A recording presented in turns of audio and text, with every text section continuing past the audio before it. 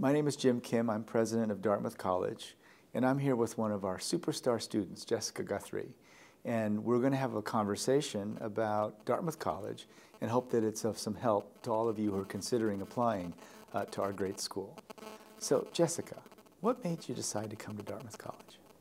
That's a very interesting question. I remember coming to Dartmouth my junior summer with my mom to visit, and we stepped off the Dartmouth coach onto the green. It was a beautiful summer day, and I remember stopping and saying, "Mom, this is where I belong." Now, mind you, I hadn't talked to anyone. I didn't really know that much about the school, but I had this feeling that this was a community that I wanted to be a part of. But then after going through a senior interview process and talking with professors to other students and realizing that this is a small-knit community where I can actually build a relationship with professors, I can do research, I can connect with alumni to make me the best person, best leader that I can be when I leave here, and I could make a difference. I knew that I could come here and what I did I would be recognized for rather than just being another one in the bunch. So my impact would be greater than just the one thing that I did.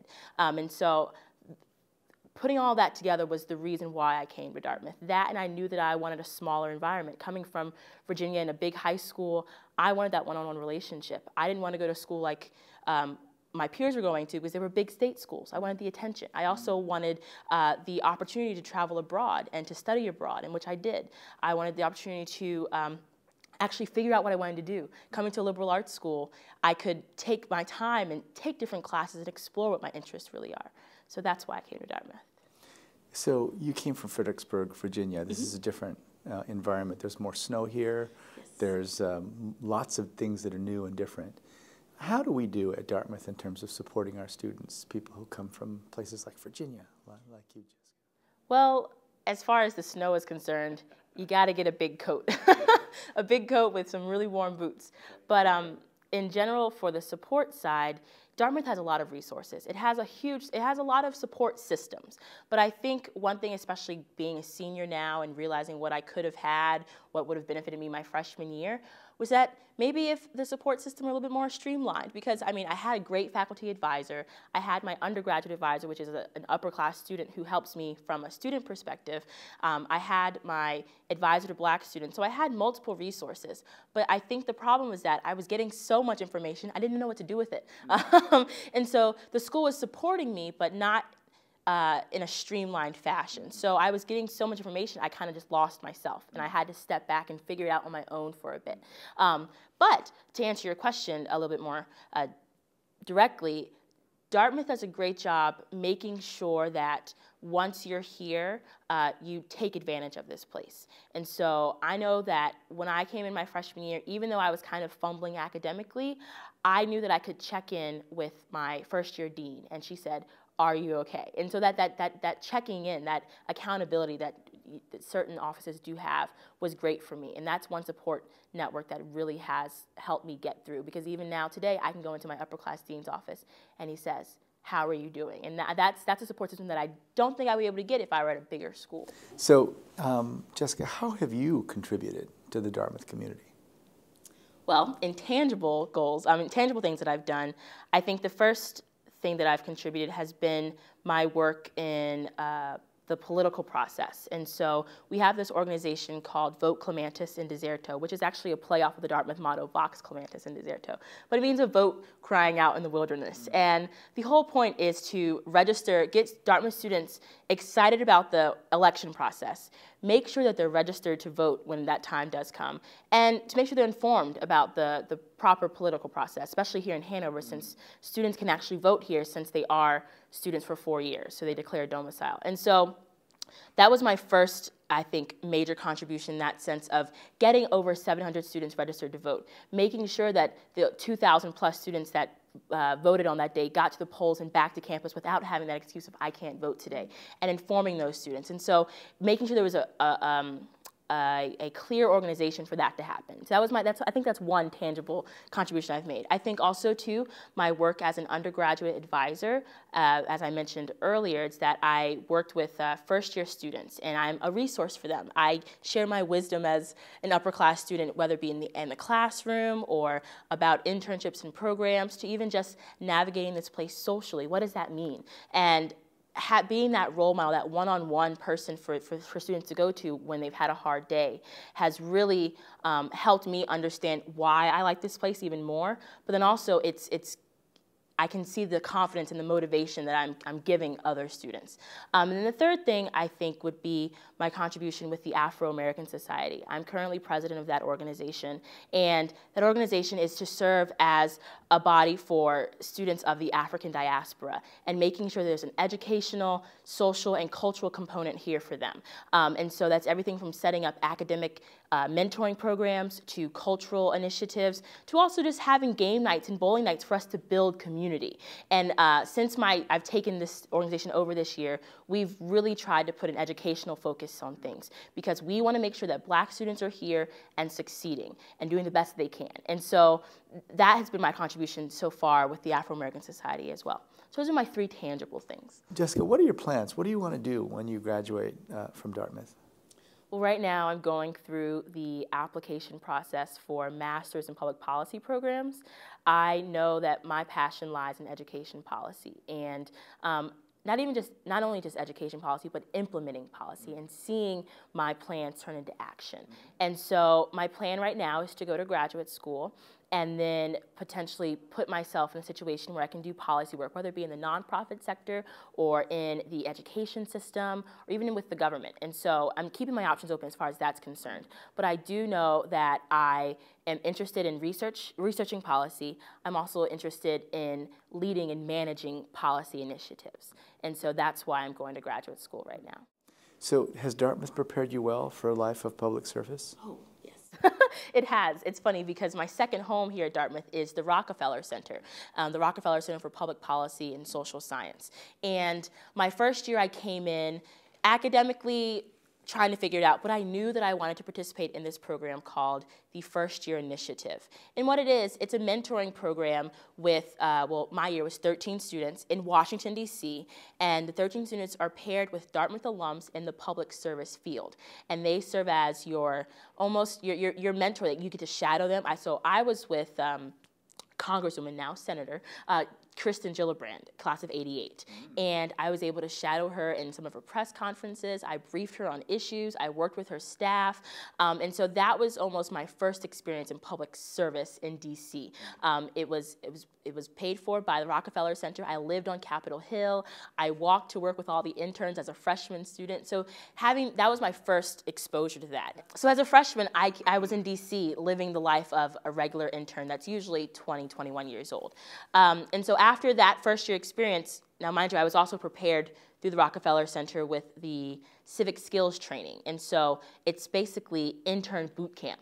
So to understand how to work in office, understand office dynamics, what do you ask, what do you do, what don't you ask, how to actually work with your boss, things like that. And so I had this preparation going into my internship, and then I worked with Congresswoman Gillibrand. And then after that, I came back and I got more involved with the Rockefeller Center through the Policy Research Shop. And so that really gave me my exposure to understanding how policies actually go through the process to reach the people. And so I actually worked with New Hampshire state legislators on retirement savings issues. And I was able to testify before that committee and explain, these are the policy action steps my team came up with, and these are our suggestions. And so to have that experience, it's not necessarily leadership, but it's working together as a team, understanding what research really does for policy, and then the process it goes through with the policymakers. And then I think my third preparation under the Rockefeller Center has been through the Rockefeller Leadership Fellows Program, RLF. And this brings 20 Dartmouth seniors together to grapple with this concept of leadership. And what does that mean when you leave here and go to grad school or go into your job or whatever you may do?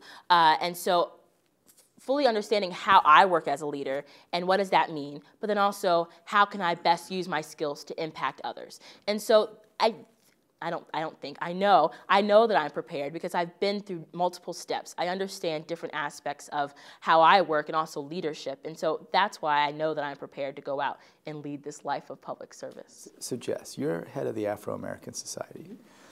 What's it been like being an African-American student here, especially for you coming from a place like Virginia where there were a lot more African-Americans around? I would say there are some challenges, and there are also some really great positives that I have taken away from Dartmouth. To start with the challenges, number one, the fact that I'm in Hanover, New Hampshire, and there aren't places for me to get my hair done, you know, or places for me to pick up a black magazine. Things like that do bother me and other students. I think also, too, not really seeing people who look like me, and that's on student level, but also on the faculty and staff level. Not having a faculty member in the government department that is a black woman, to me, is problematic, and that has been hard, and not seeing that role model, especially as someone who is interested in politics one day, you know, and not being able to call on, I mean, yes, we do have a wonderful black caucus. We have wonderful black faculty mentors, but I would love for there to be more visibility. And so that's been a challenge. And I think thirdly, coming in and not really knowing how to navigate a system like Dartmouth. I know that there were resources here, I know that there was a support system here, but how do I put it all together to make me the best student that I can be? And so really just figuring out who should I be talking to? Was that good information? Was that bad information? And so just understanding what this information means for me as a first-generation black college female, right? But some of the positives that I've really have taken away from this place is that you need to find someone who is going to be in your corner. And so that can be a black student, even another black student, it could be a black faculty or staff person, or even just someone you respect. And that has really helped me get through here. This person, I have people who serve as my mentors, people who give me advice on now going through the graduate school process, to classes to take, to just taking care of yourself. And so that's my first thing to overcome those challenges. Two, also surround yourself with positive people, whether that means finding a core black network, or even just students who identify with similar things that you're interested in. And that core group will be there to make you laugh, to make you cry, to be a support system. And that can either be with the Afro-American Society, or even with friends on your first year college, your first year dorm. And then third, I think, don't be afraid to ask questions. I think coming in as a black student, I was intimidated because I was in the minority, but then also I didn't know who I should be asking, or if people would be receptive to me asking questions. And I realized that the smartest people are the ones who go into a room with a checklist of questions and ask, because you're not going to know something unless you ask. And so I know that I've gained a lot more by just asking why, or how can I do this, or that sounds interesting, how can I go abroad just like you did? And so really taking advantage of this place and figuring out how someone else's experience might work for me as a minority. So that's what it's like. That's great. So if there's one thing that you'd like me to change, what would that be? One thing. Okay.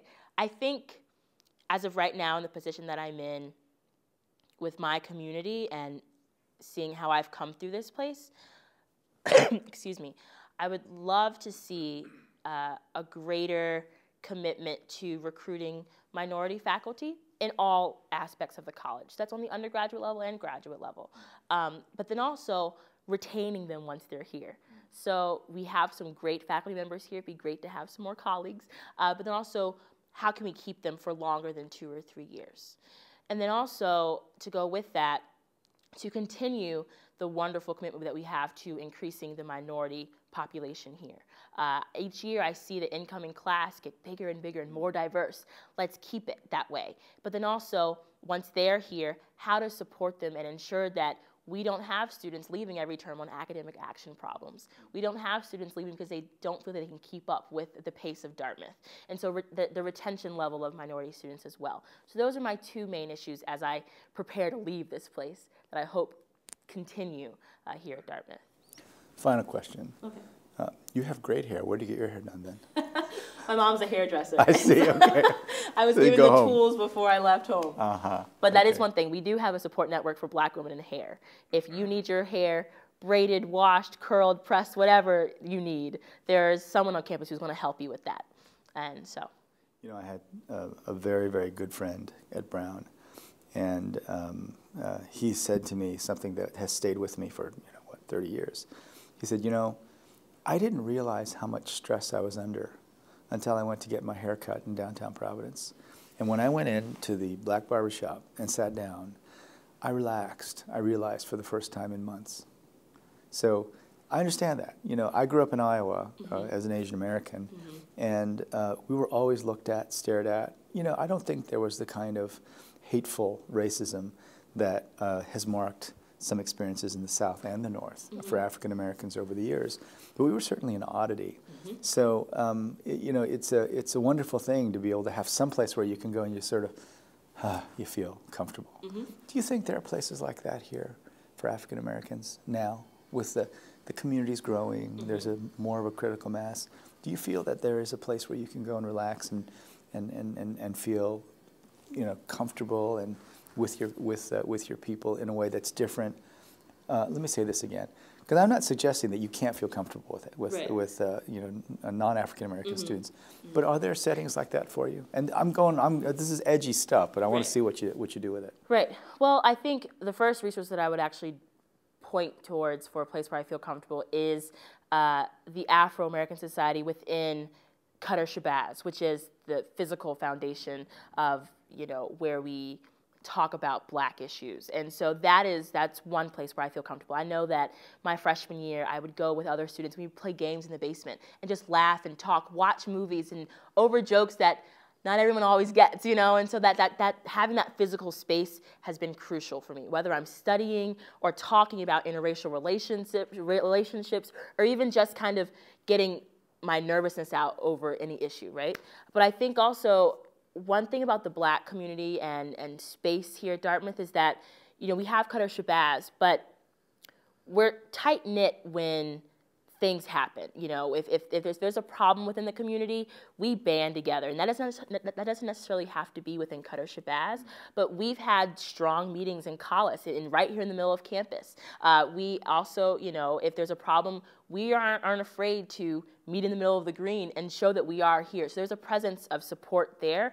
But as far as a place, Qatar Shabazz would be it, but I wouldn't necessarily say that every single African-American student or African or any student that identifies themselves as Black feels comfortable there. I mean, it's another place just like a fraternity house. I mean, you either feel comfortable there or you don't, and that's a personal decision.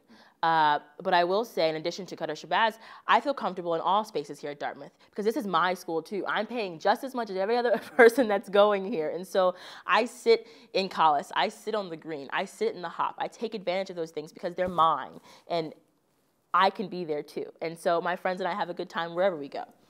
Did we do a good job in making you feel that this place is yours? I was up at the Ravine Lodge at Musalak, and it seemed to me that we work hard at trying to make every single student, no matter what your background, no matter what your orientation to anything is, we try to make everyone feel that this place is yours. Did you feel that? It took me a while to feel it. I remember coming to campus my freshman year and no one was smiling at each other. So I walk around with a smile on my face. If I see you, I'm going to wave. I'm going to at least acknowledge that you're walking by. And I didn't feel that at first. And I was like, is this a place for me? Is this the community that I want to be a part of, where no one smiles and no one seems happy? But then I realized that in order to feel that you can make this place yours, you need to find something that you can take ownership over. And for me, that was in the gospel choir. That was with the Black community. That was with organizations where I could show my skills.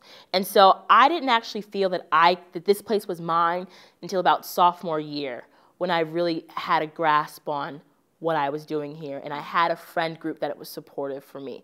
But I will say, to comment on the Ravine Lodge, I went on a DOC trip, and that was completely out of my element. I don't go into the woods. I don't go hiking. I don't do any of that. But going to that lodge and hearing President Wright speak and hearing those testimonies of how they've made Dartmouth their home, now that I'm a senior, I get it now.